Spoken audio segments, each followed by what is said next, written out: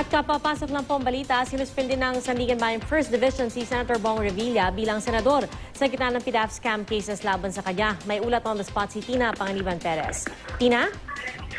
Yes, Pia, sinuspindi ng Sandigan Bayan 1st Division sina Senator Bong Revilla at kanyang Chief of Staff na si Richard Cambe na kapwa-akusado ng plunder at graft kaugnay sa pork barrel scam. Sa minute resolution na kalalabas pa lamang ng Korte ay kinatigan nito ang mosyon ng prosekusyon na suspindi ang dalawa sa loob ng 70 araw. Si Revilla bilang senador at si Cambe bilang Chief of Staff niya sa Senado.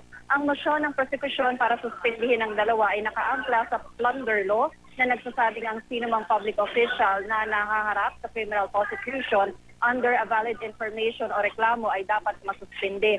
Ayon sa prosekusyon, wala nang question sa validity ng information o reklamo dahil na-arraign na rito sina Revilla at Cambe. Pero sa sagot noon ni Revilla, siyang questionable pa ang validity ng reklamo dahil ito ay kailangan pang i-determine ng Korte Suprema. Parusahin lang natin siguro, Pia, yung dispositive portion nitong minute resolution na inilabas ng Sandigan Bayan 1st Division.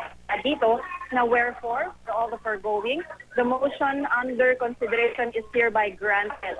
As prayed for, accused Revilla and Cambe are hereby suspended from their respective positions as Senator and Director 3 of the Office of Senator Revilla and from any other public positions they may now or hereafter be holding, effective for 90 days from notice.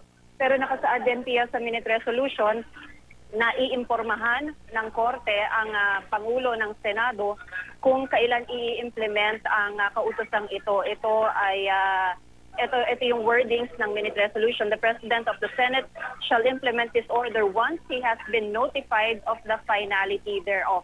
Mayroon pa kasing chance itong sina Revilla at Cambe para maghain ng kanilang motion for reconsideration. Pia? So, Tina, yung notification na ibibigay sa Senate President, yun ay pagkatapos ma-resolve yung motion for reconsideration? Tama, kasi meron itong sina Revilla at Cambe, usually ay 15 days na maghain ng kanilang motion for reconsideration matapos itong pagbas ng minute resolution. Yeah? Maraming salamat, Tina Panganiban Perez.